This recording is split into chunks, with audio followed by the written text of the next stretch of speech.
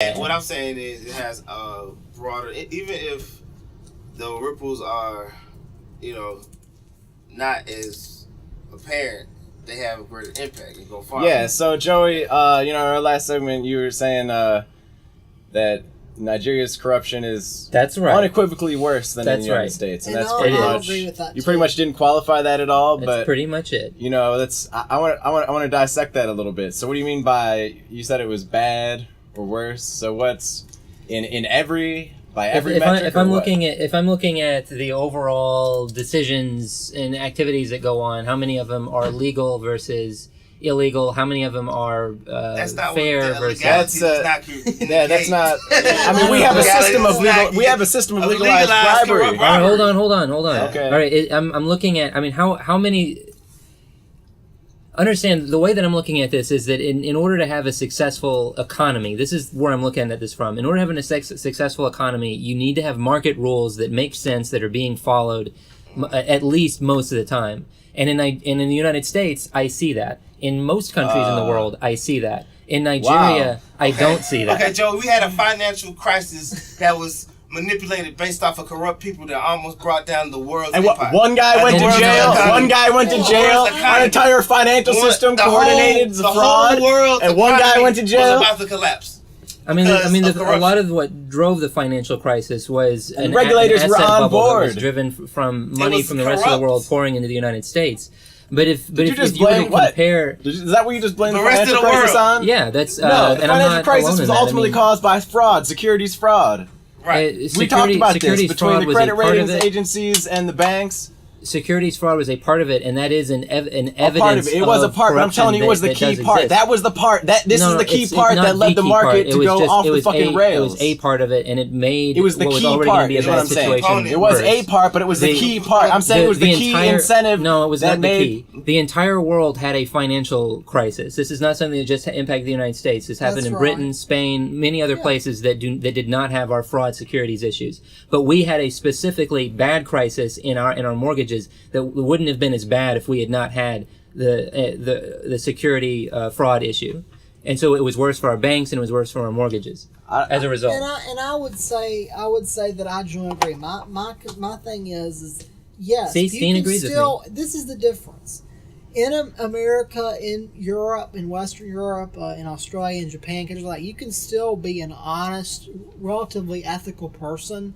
and still do okay. You're not required. But this is also, I mean, you're not required. Do we really want to dig into that though? Yeah, I mean, we're going to say that, but I mean, to be a successful business person in the West, what do you need? A smartphone, like is in your hand right now. And where'd that come from? Well, African slaves mined the people, and then Chinese slaves put it together, and then we ship it over here for the profits of a couple. You're not required to be corrupt to succeed. We live in a system that's pretty exploitative, and we can benefit from that system. And then saying that we live in a country that has 5% take that into account. Of the population, but we have 25% of the world's prisoners. Yeah. And that is only because it is a profit incentive. That's right. And it's by design. That's right. Look at the impact. I mean, if you want to judge by the impact, like say the impact of Nigeria's corruption versus the impact of America's corruption, I mean, Nigeria's corruption is bad for Nigeria. America's corruption is bad for the world. And let's talk about global warming alone. Let's think about the carbon emissions the difference, the possible in general, because America's more powerful, our problems are going to be more powerful too. So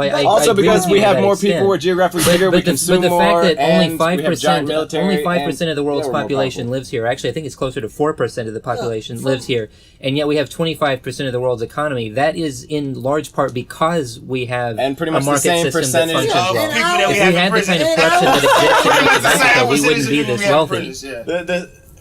Also, what's our share of carbon emissions, too? I mean, these are future problems that we're not paying for. Future generations of the world are going to have to pay for these. And these are externalities you don't have to take into account in this whole... On the issue of corruption, though, Nigeria's corruption, other countries like that, their pollution is worse. I'm not saying that their carbon emissions are worse because they're a smaller country, they have less industrialization. But pollution is worse. There's no doubt. You can't tell me the Niger Delta is different than the Gulf of Mexico. let's look at this in in a larger context. Can I just say one more thing real quick? The thing is about this is the difference of corruption in Nigeria and Africa and countries like that. The difference is this. the corruption there prevents people in everyday life from having a good quality of life. In America, you cannot say that corruption prevents a large portion of the populace from not having a decent standard of living. In America. Yeah, I mean, relative. You have to say in America well. on that, because you can't, it's more people who suffer from American corruption globally than Nigerian corruption. That's right. And also, you act like you're saying the American middle class hasn't suffered from corruption over the last 4 decades. But this is the difference, though. There's a difference between not structuring let's talk to some homeless veterans about how corruption doesn't affect our quality of to help life. out middle class families I just want to say versus something. what you're talking about with corruption. Because I'm the fourth person to talk at the same time. We should try to have one person talk at one time. I'm just saying. Do we want like a conch shell? Yeah. Corruption in Nigeria is what prevents them from having food to eat. It's why people starve. Corruption in America, yes, it might make it more difficult for people, but it's the standard of living is not the same. Okay, all right. Well, I wanted to say something. Having food. I wanted to say something earlier. Okay. I wanted to say something earlier. I mean, just zoom. I mean, you were talking about the environmental impact and carbon emissions of say Nigeria versus the U.S. But also think about different things like the U.S. I mean, as leader of the world technologically, economically, militarily. Yeah, I didn't want to say it, but yeah, militarily, basically. We sort of have a responsibility, and we're on the cutting edge of developing the new technology that's going to replace the old technology. But the reason we aren't is because of our corruption. So think of the way that trickles down. Think of all the way that American corruption trickles down through the rest of the world. And hold on, the reason that we're on the cutting edge is because we're corrupt? No, I'm saying the reason we're not going full force. All right, just make it concrete. The reason we're not going like full force into solar power. I mean, we got the Koch brothers battle on the state level. We've got the reason is big oil money. We know this. There's no reason to not go like full force into renewable energy, solar and wind. The same reason America's corrupt. The same reason. And so this trickles down. I'm saying the technology trickles down. It's the same forces corrupting both governments. If we would have pushed into solar 20, 30 years ago, we'd be 20, 30 years ahead of where we are now, maybe.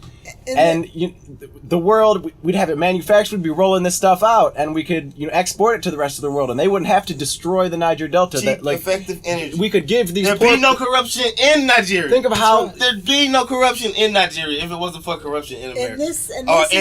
First of all, solar power is just now getting cheap enough to where it can compete with. But I'm saying if we had government, I would just say yes, solar power is great, but I don't think that we should exaggerate too much the extent of what's going on.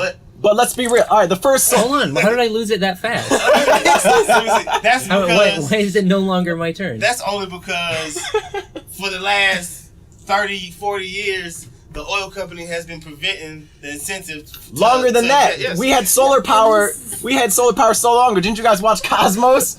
Man, did you see that solar power like 100 years ago? They had solar power. British dude made it in Egypt. And the reason it was because oil got so cheap, so we went full force with oil. That kind of solar power was not realistic or reasonable. But or cost I'm saying we had the rudiments of it 100 fucking years ago, and we stopped for like 70 years because we had cheap oil. It is completely different. What they had in the Cosmos is entirely different than modern day photovoltaics. You can't compare the two.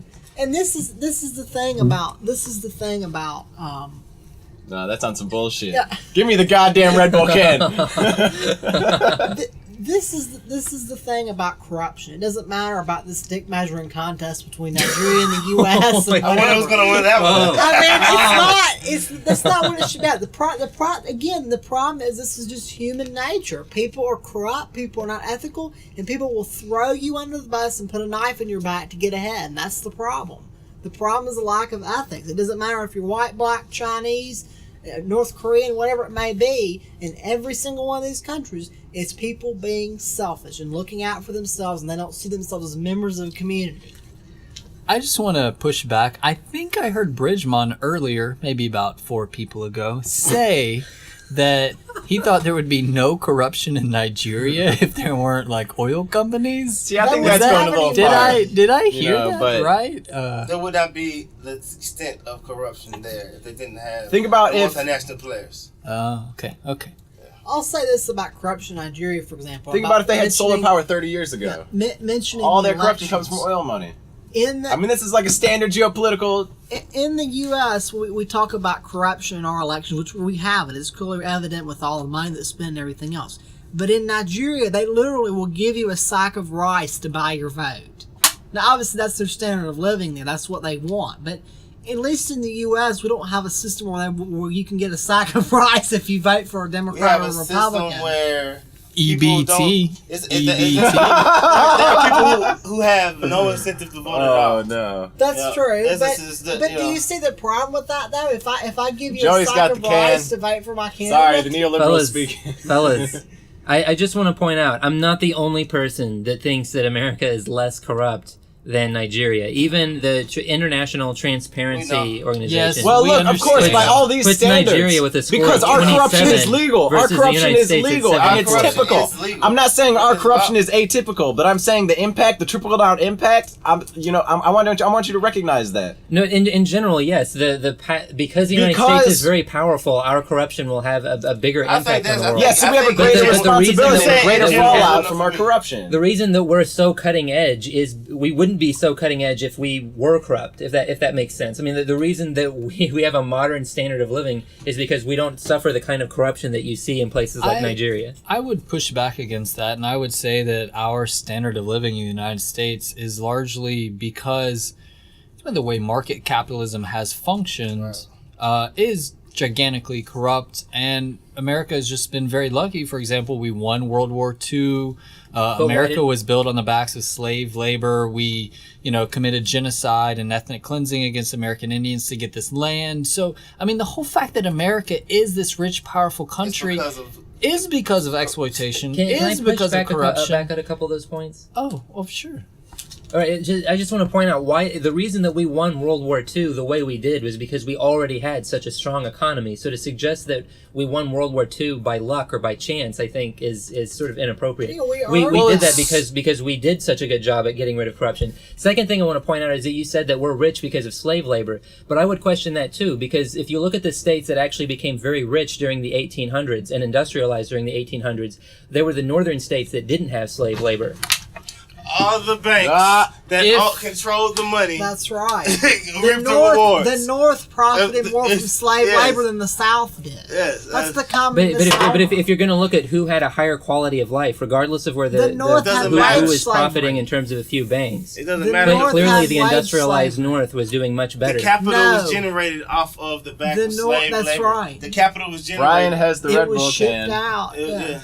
Joey, you characterized it. My position incorrectly. I did not state that the United States won World War II simply out of luck. We did have a strong economy. However, you can't deny that there is some sense of just this roll of the dice, like the fact that we were even born in America, that we have all these privileges of being here. There's all types of different little historical things that just so happen because of this decision or that decision in history. I'm tired of this can shit. I'm gonna say this. I have cousins in Africa, and they told me a long time ago, the privilege that white people experience for being white is the same privilege that Americans have globally. Like, just because you are an American, you have a certain level of privilege.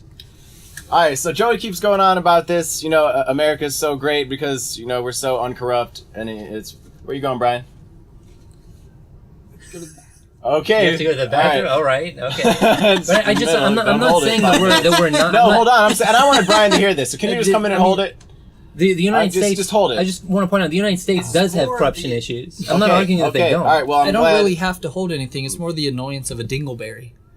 Oh, what? Why do you always come over here and poop? Okay.